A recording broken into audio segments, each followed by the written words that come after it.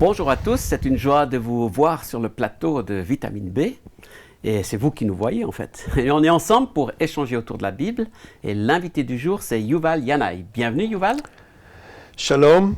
C'est une joie Shalom Sylvain. de t'accueillir ici. Tu viens de quel pays, pour ceux qui ne te connaissent pas? Oui, je viens d'Israël. Wow. Je suis né en Israël, 5e génération. Wow. Il n'y en a pas beaucoup qui sont déjà à la 5e génération. Oui, c'est vrai. C'est vrai. Mes parents et leurs parents étaient des fondateurs de l'État d'Israël. Wow. Donc il y a une histoire qui est là en toi, que tu portes. Oui, histoire, responsabilité, héritage. Ouais, ça fait beaucoup de choses. Hein? Ouais. Mais du coup, tu as beaucoup compris de choses sur ce terrain particulier.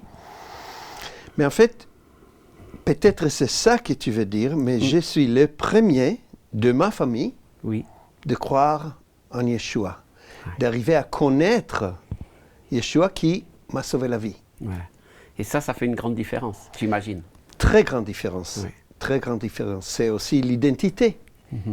J'appartiens au peuple juif, bien sûr. Je suis juif de deux côtés. Ouais. Mais je aussi appartiens à cette nouvelle famille mondiale, globale. Donc, tu es juif et vous dites messianique en Israël, pour bien comprendre. Oui, en fait, on parle en hébreu. Oui, c'est ça. Alors, les mots sont très différents. C'est ça. On n'utilise pas très ce terme messianique en Israël aujourd'hui, parce que en hébreu, c'est Meshichim. Oui. Ça vient du mot Mashiach. Mashiach, il est le Messie, ou le Christ, si vous voulez. Oui. Mais ce terme, le Messie, Mashiach, c'est un terme juif. Oui. Bien sûr. Bien sûr. Et sans même connaître le Nouveau Testament, c'est un terme juif qui est utilisé par génération en génération. Et aujourd'hui, les extrémistes politiques sont Meshichim aussi dans les médias. Ah, voilà. Parce qu'ils voient cette image de Messie qui va venir, le Mashiach, et leurs actions sont extrêmes. Alors, on ne veut pas utiliser trop ces termes Meshichim en hébreu. On dit Yeshua. Voilà. Oui. Ben, c'est vrai que les mots sont importants. Hein? Et puis, selon la culture, le pays, on est obligé de faire attention à certaines choses. Oui, les mots sont très importants. Très importants. Dieu a créé le monde par ces mots. C'est ça. Hein? Il va punir les nations avec l'épée de ces mots.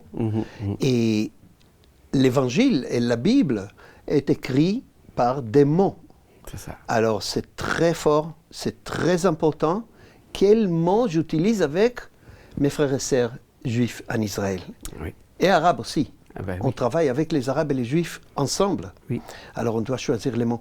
Et aussi c'est la culture C'est ça. qui est en moi parce que j'ai fait l'école en Israël. J'ai grandi en Israël. Alors je connais les connotations que les mots fait monter dans le cœur des gens. Voilà. Et puis tu as choisi justement une parole pour nous aujourd'hui qui est tirée de la Bible. C'est quel verset? Tu peux nous dire la référence? Oui, c'est Romains 8. Et j'ai choisi verset 29. Alors je vais le lire en français et tu nous l'expliqueras un peu. Oui. Car Dieu les a choisis d'avance. Il avait aussi décidé d'avance de les rendre semblables à son Fils, afin que celui-ci soit l'aîné d'un grand nombre de frères. Quelle histoire! Oui. Alors, tout le monde, en fait, sont toujours centrés sur le verset avant.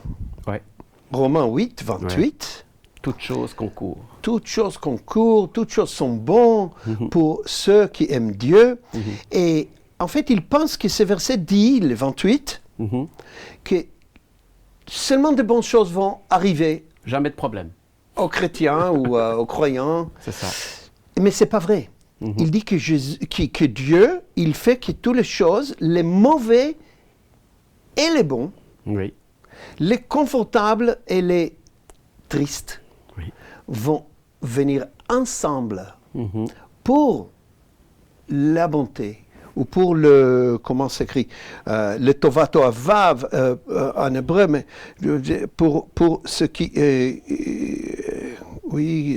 que toutes choses vont venir ensemble, vont concourir pour celui qui aime Dieu. Alors, c'est clair de ce verset 28 que pour le croyant ou les chrétiens, il y a aussi des temps qui sont difficiles. C'est ça. Il y a aussi la souffrance. Et vous en savez quelque chose en Israël. Exactement. C'est dans votre histoire. Donc, pour ça, j'ai choisi ça. Parce que dans notre communauté, en Israël, j'habite dans un village qui est tout croyant en Jésus. Chrétien, messianique, mélange. Oui.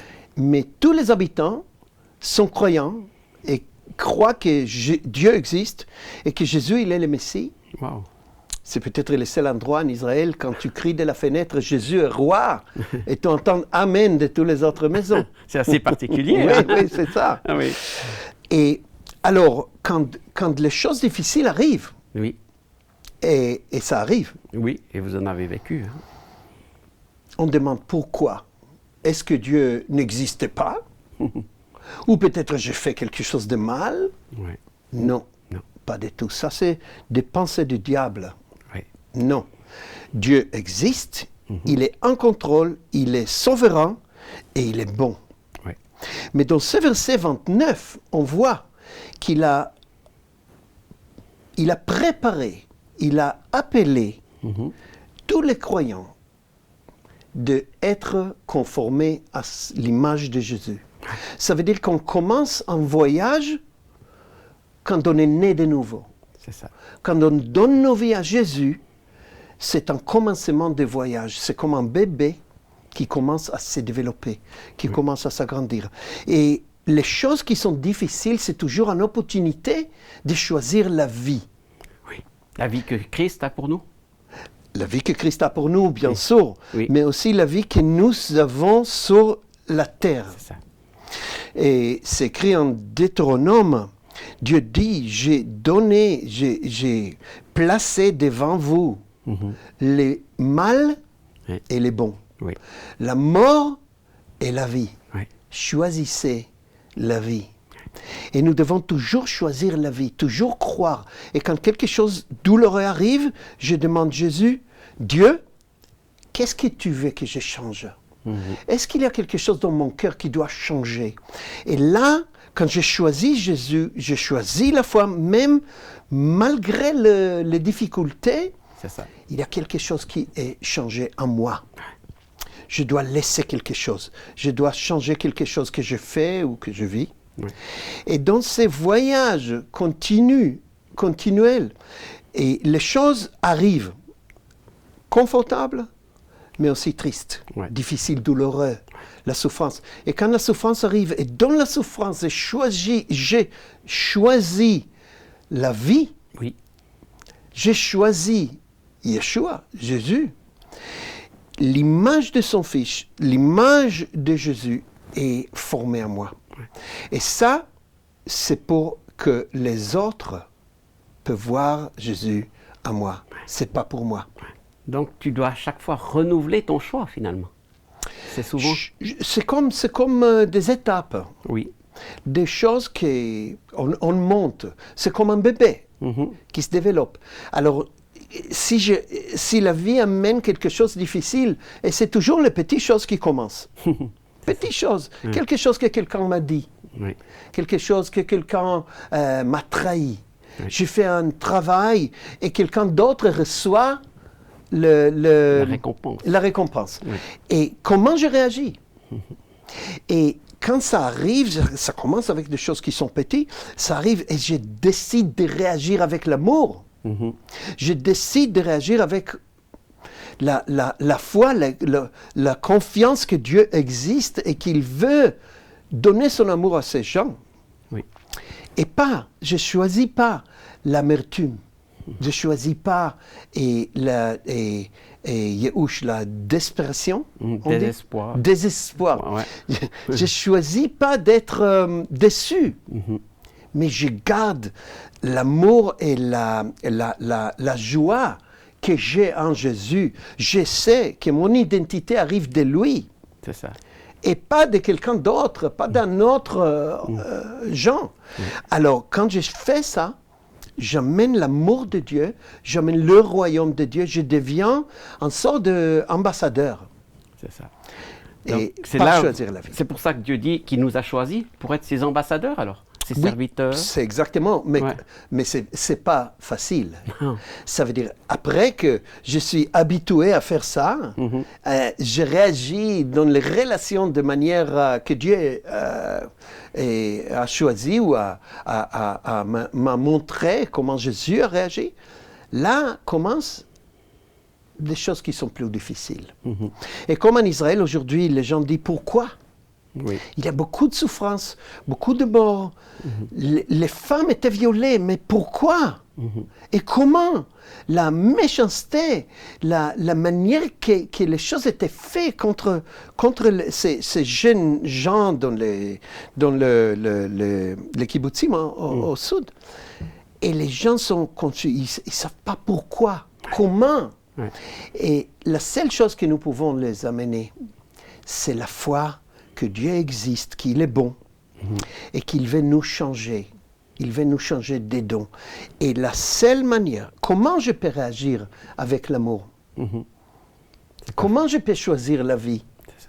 Seulement par l'amour que Jésus m'a donné.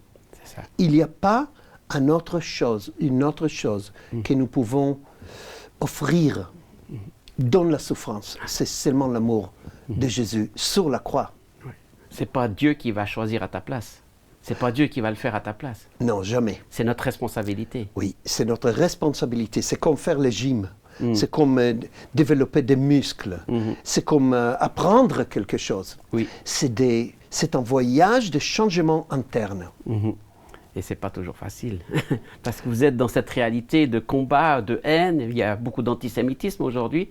Comment est-ce qu'on peut le vivre, ça, avec l'amour de Dieu? Sylvain t'a dit, c'est pas toujours facile. Et je vais dire, c'est toujours difficile. Voilà. Toujours. Et si je laisse un grain de haine dans mon cœur, ça va reproduire des fruits de la haine. Si je laisse la haine grandir dans mon cœur, j'arrive à vraiment sanctifier la mort. Je risque de voir la mort comme une valeur. Je risque de remplacer mes valeurs d'amour, de sacrifice de soi, de ce que Jésus m'a montré, comment vivre, de bonne vie, comment être de vrais ambassadeurs de son royaume. Je risque de remplacer ces valeurs par des valeurs de la mort. Alors on ne veut pas laisser la haine dans nos cœurs. Et c'est ça qui est une bataille, qui est un combat. C'est toujours un combat. On voit les nouvelles, ça n'arrête pas. Ça n'arrête pas. C'est presque une année qu'on est dans ce combat. Et on est attaqué partout, autour. Et on voit aussi les gens autour du monde. Choisir la vie. Je dois me dire, parce que le sentiment qui me monte, naturellement, on est humain. Naturellement, c'est des sentiments difficiles. De colère, de la haine, bien sûr, de vouloir de se protéger, de se couvrir, d'attaquer l'ennemi, de faire la revanche. Oui, c'est ça, la revanche. Et ça, c'est des sentiments qui ne sont pas la volonté de Dieu pour nos vies. Ça va nous tuer. Ça va nous tuer dans cette vie. Ça va tuer nos corps, ça va amener des maladies. Mais ça va aussi nous tuer de manière spirituelle. Ça va nous mettre dans la terre. Et nous devons choisir. Et moi, je choisis chaque fois de nouveau.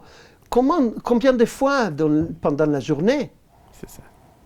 100, 200, 1000? Peut-être chaque moment, je dois choisir la vie et dire non au diable. Non, non, je ne pense pas comme toi. Je ne fonctionne pas comme toi. Mais la vie que j'ai ne sont pas de ce monde. Bien, merci beaucoup, Yuval, pour ce partage. C'est tellement puissant. Et on aimerait dire à tous ceux qui nous suivent, choisissez la vie. Choisissez la vie, ça vaut la peine de ne pas vous nourrir de la haine, de l'amertume, de la colère, même s'il y a autour de vous des gens qui vous détestent ou qui vous veulent du mal. Jésus a tout pardonné et il vous pardonne aussi. Alors accueillez-le et au plaisir de vous retrouver pour une prochaine émission Vitamine B.